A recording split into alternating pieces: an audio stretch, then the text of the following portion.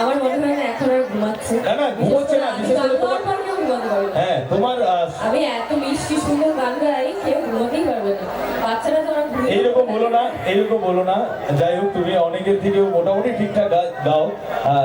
আচ্ছা সংলাপে ফিরে আসি আমরা, যেটা আমি যেটা করে থাকি সেই কার সংলাপ শুনবে তোমরা বলো? জগদ্ধাত্রী নাকি জ্যাকসন্নাল নাকি দুর্গার?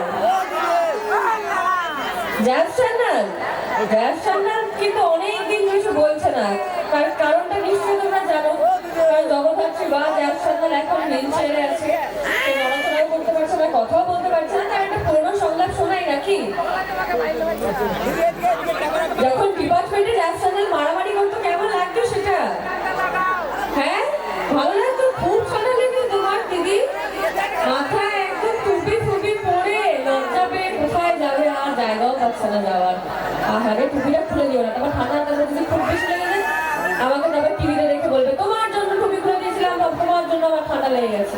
এবারে এসে ঠান্ডাটা কমিয়ে দাও, আমি আর পারবো না কিন্তু তখন আসতে, তখন আর উপায় থাকবে না। কেউ টুপি পরেনি, দিদির এত ঠান্ডা লেগেছে মাথায় টুপি। না না না আরেকজন টুপি পরেছে সাথে পাশে।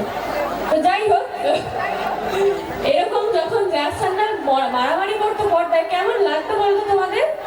ভালো লাগতো? মনে হতো যে মারগুলো আসল লাগছে?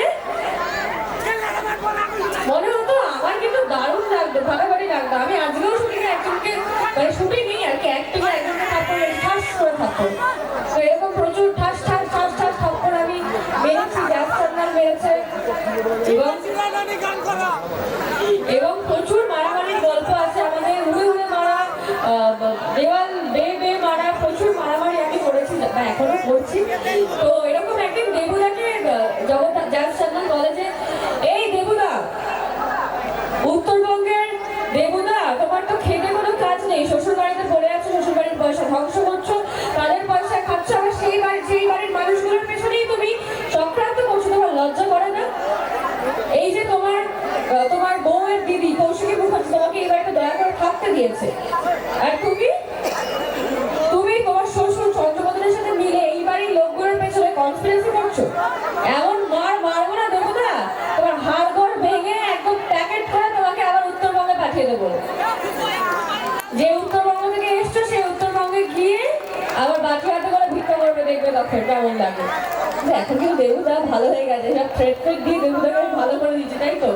এখন একটা বিয়ে হয়ে গেছে এবং সে এখন ভালো, তার বউ খারাপ হয়ে গেছে, কি অবস্থা দেখো। এবার তার মেয়েটাও হবে সরকার। আজকে আমি মেয়েকে কি ডায়লগ কিছু শুনবে? তোমরা নিশ্চয়ই দেখেছো যে ও একটা ভুলভাল ছেলের সাথে প্রেম করছে, তাই তো? তো সেই ছেলেটা আবার একটা খুনি।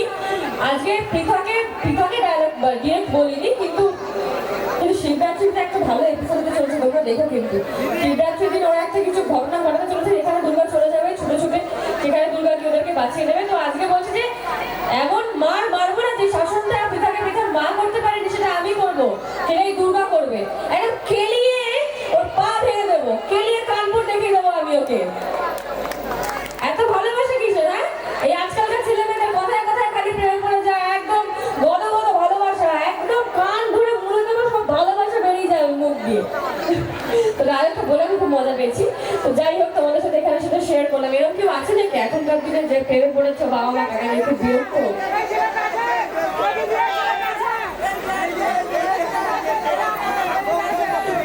আমি পর্দায় করে থাকি, কিন্তু এখন আমি এখানে কারোর প্রেমে বাধা দেবো না। সবাই প্রেম করো, ছুটিয়ে প্রেম করে একটা প্রেমের গান হয়ে যাক নাকি, প্রেমের